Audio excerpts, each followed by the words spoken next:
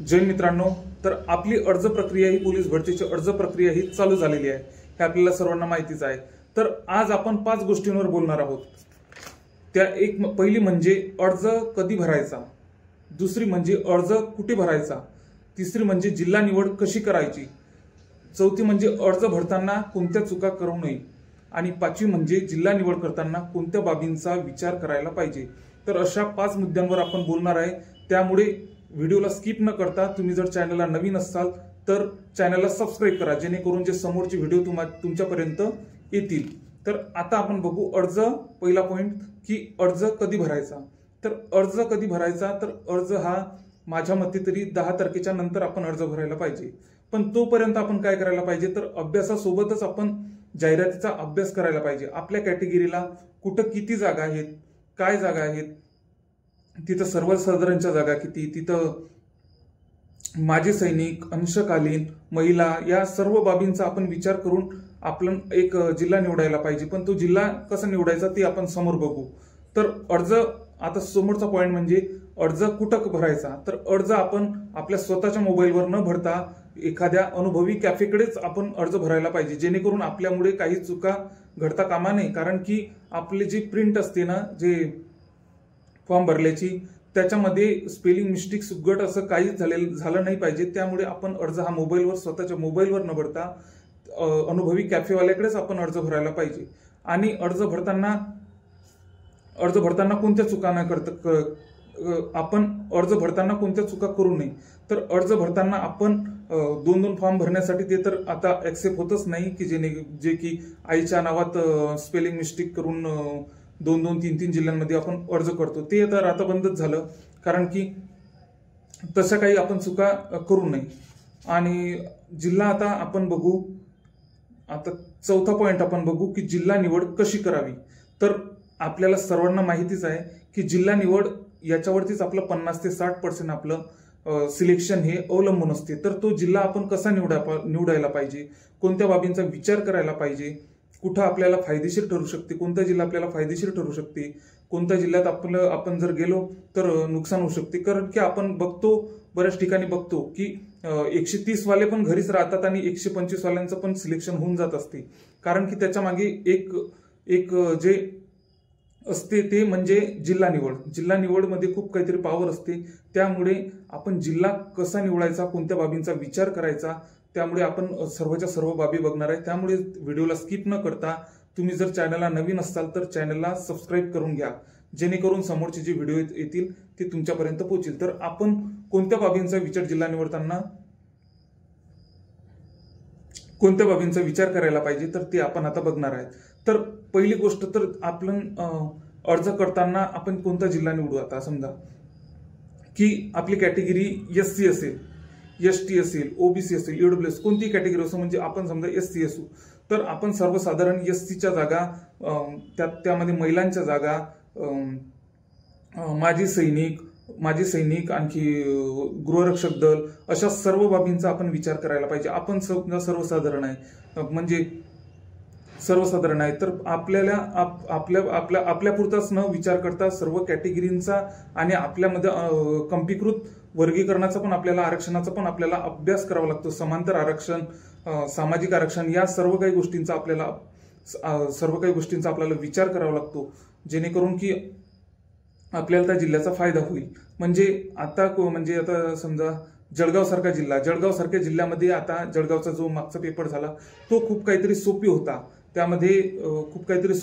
त्यामुळे त्या जिल्ह्यात कोणाला फायदा झाला, तर त्या जिल्ह्यात ज्यांची लेखी आहे त्यांचं खूप काहीतरी नुकसान झालेलं आहे। आणि ज्यांचा ग्राउंड आहे, म्हणजे 43, 45, 47 असं ग्राउंड ज्यांचं आहे की त्यांना तिथं जळगावमध्ये खूप काहीतरी असा फायदा झाला। अशा जिल्ह्यांमध्ये ग्राउंडवाल्या मुलांना खूप फायदा होतो, जिथे पेपर सोपा निघतो। म्हणजे यामध्ये असाच फरक होऊन जातो की जे कमी अभ्यासावाल्या आणि जास्त अभ्यास ज्याचा आहे, त्या दोघांना पण उत्तर माहितीच असतील तर अभ्यासाचा काही फायदाच होत नाही। त्याच्यामुळे आपण आपल्या अभ्यासानुसार, आपल्या याच्यानुसार, म्हणजे ग्राउंडनुसार, अभ्यासानुसार आपण कोणत्या जिल्ह्यात फॉर्म भरायला पाहिजे ते आपण बघायला पाहिजे। कारण की आपल्याला त्याच्या मागच्या प्रश्नपत्रिकांचा पण अभ्यास करावा लागतो, जेणेकरून आपल्याला सर्व काही अंदाज येऊन जातो एक प्रकारचा की आता परभणीचा पेपर कसा होता, धाराशिवचा पेपर कसा होता, या सर्व जिल्ह्यांचा आपल्याला पहिली गोष्ट तर यामधला जिल्हा निवडीचा पहिला पॉईंट म्हणजे आपल्याला पूर्णच्या पूर्ण म्हणजे जिथं आपण जे 5-6 जिल्हे निवडले त्यामधील त्या जिल्ह्यांचा आपल्याला सुरुवातीला तर पेपर बघावा लागतो.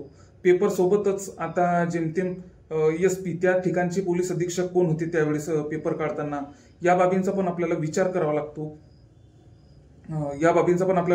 लागतो. की त्या तिथले जे मागच्या वर्षीचे जे पोलीस अधीक्षक होते ते आता सध्या तेच आहेत कार्यरत तिथं, की आणखी त्यांची बदली झालेली आहे, तर त्यांची बदली कोणत्या जिल्ह्यात झालेली आहे. तर अशा काही बाबींचा आपण विचार करायला पाहिजे, जेणेकरून म्हणजे जेमतेम पोलीस भरतीत पेपर हा रिपीटेडच होत असतो. म्हणजे तलाठीतून एक प्रश्न उचलतील, MPSCतून प्रश्न उचलतील, अशा बऱ्याचशा ठिकाणाहून आपले पेपर आपण बघत असतो की जेमतेम आपला पेपर रिपीटच होत असतो. पण कुठं आपला पेपर समजा कुठंतरी आपला म्हणजे कुठं आपल्याला त्या पेपराचा फायदा होऊ शकतो, कुठला पेपर हा खूप इझी असतो, कुठला पेपर खूप हार्ड असतो, कुठला पेपर म्हणजे जेमतेम एव्हरेज असतो. तर अशा बाबींचा आपण विचार करायला पाहिजे. आणि भंडारा सारख्या जिल्ह्यामध्ये तर तुम्हाला माहितीच आहे मागच्या 2 वर्षात किती कठीण पेपर निघला. तर अशा ठिकाणी पण जे खूप काहीतरी चांगला अभ्यास आहे, 95 प्लस ज्यांचा पेपर आहे, 90 प्लस त्यांचा पेपर आहे, जेमतेम घरी येत असतो, अशा म्हणजे ज्यांना अभ्यासावर खूप काहीतरी भरोसा आहे की ते भंडारा सारख्या जिल्ह्यात पण आपला फॉर्म अर्ज भरू शकतात.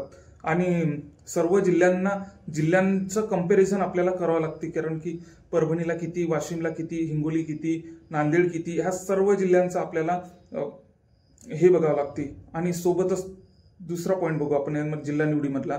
तर जिल्हा निवडीमधला दुसरा पॉईंट म्हणजे जिथं म्हणजे SC ST SBC या ज्या 3-4 कॅटेगरी आहेत ना, यांना ओपनच्या जागांचा केव्हा फायदा होऊ शकतो. तर ओपनच्या जागांचा यांना फायदा तेव्हाच होऊ शकतो जिथं NTC आणि OBC यांच्या जागा खूप काहीतरी कमी आहे. OBC आणि NTCच्या जागा खूप काहीतरी कमी आहेत, अशा ठिकाणी यांना फायदा होऊ शकतो. SC ST SBC NTB अशा ज्या 4-5 कॅटेगरी आहेत यांना जिथं OBC आणि NTC EWS यांच्या जागा जिथं कमी आहेत, जिथं जागा नाहीत, अशा ठिकाणी या ओपनच्या जागांचा फायदा SC ST SBC NTB वगैरे अशा कॅटेगरींना ओपनच्या जागांचा फायदा होऊ शकतो. हा पण आपण एक विचार करायला पाहिजे. आणि SRPFचा जर विचार केला SRPFचा, तर SRPF मध्ये आपल्या ज्या सर्वसाधारण जागा असतात, सर्वसाधारण म्हणजे 10 आणि 5 जर माजी सैनिक असतील तर 5 माजी सैनिक पैकी 4 जेमतेम 3 तरी जागा आपल्याला सर्वसाधारण मिळत असतात. 3 तरी जागा आपल्याला सर्वसाधारण मध्ये त्या 3 जागा हे ऍड होत असतात. त्या गोष्टीचा पण आपण विचार करायला पाहिजे. अंशकालीनच्या जागा पण आपल्याला कोणत्या जिल्ह्यात माजी सैनिकच्या जागा समजा, माजी सैनिकच्या जागा पण कुठं भरपूर ठिकाणी खाली जात असतात, त्या आपल्या सर्वसाधारणला मिळत असतात. आणि माजी सैनिकचा जर विचार केला तर SRPF मध्ये माजी सैनिकच्या जागा जेमतेम खाली जातात, तर त्या आपल्या सर्वसाधारणला मिळत असतात. अशा फक्त आपण आपल्या सर्वसाधारण जागा खूप कमी आहेत या गोष्टींचा विचार न करता त्यामधील कंपीकृत जे आरक्षण असते ना, की म्हणजे अंशकालीन, माजी सैनिक, प्रकल्पग्रस्त, भूकंपग्रस्त अशा सर्व बाबींचा आपण विचार करायला पाहिजे. आणि चौथा पॉईंट जिल्हा निवडीमधला तर आपण समजा आता मागच्या वर्षीचे पेपर तर हे तर बघितलंच आपण की मागच्या वर्षीचे पेपर कोणते कसे कुठले कसे आलेत. आपण असे 4 ते 5 जिल्हे आपण आपले हे ठेवायला पाहिजे, आपल्या साईडला ठेवायला पाहिजे की यामधून आपल्याला जिल्हा निवड करायची आहे. त्या जिल्ह्याचा इतिहास काय, 3-4 वर्षीचे पेपर काय, तिथला SPचा इतिहास, SP म्हणजे पोलीस अधीक्षक हे तिथं म्हणजे त्यांच्या बदल्या वगैरे ह्या ते सर्व ते आता जे करंटचे SP आहेत ते आधी कोणत्या जिल्ह्याला होते त्यांचा तिथला पेपर आपण बघायला पाहिजे. म्हणजे असं सर्व काही गोष्टींचा आपण जर विचार केला तर आपण जिल्हा योग्य निवडू शकतो. आणि जिल्हा निवडीचा आपल्याला माहितीच आहे की 50 ते 60% तरी जिल्हा निवडीवर आपलं सिलेक्शन अवलंबून असते. कारण की कुठं 130 वर सिलेक्शन होत नाही तर इथं कुठं 124-25 वर सिलेक्शन होऊन जात असते. त्यामुळे जिल्हा निवडीचा खूप काहीतरी फायदा आहे मित्रांनो. त्यामुळे योग्य तो जाहिरातीचा अभ्यास करा, जाहिरातीचा अभ्यासासाठी वेळ द्या, आपल्या अभ्यासातून वेळ काढून आपण जाहिरातीचा अभ्यास करायला पाहिजे. अशा आपण ह्या ज्या सर्व काही बाबी बघितल्या आहेत त्यांच्यावर विचार करा, त्याच्यानुसार आपण जिल्हा निवडला पाहिजे। आणि जिल्हा निवडीची मी आणखी व्हिडिओ टाकणार आहे, म्हणजे एसटीचा वेगळा, एसबीसीचा वेगळा, एसटीचा वेगळा, ओबीसीचा, ईडब्ल्यूएसचा, अशा सर्व कॅटेगरींचा, सर्वसाधारणचा, महिलांचा, माजी सैनिकांसाठी कोणता जिल्हा बेस्ट ठरू शकते, तर अशा सर्व बाबींचा, एसआरपीएफचा पण आणि कारागृहाचा, अशा सर्व व्हिडिओ मी समोर टाकणार आहे। त्याच्यामुळे तुम्ही जर चॅनलला नवीन असाल तर चॅनलला सबस्क्राईब करा, जेणेकरून तुमच्या समोर माझे नवीन नवीन व्हिडिओ येत जातील। जय हिंद।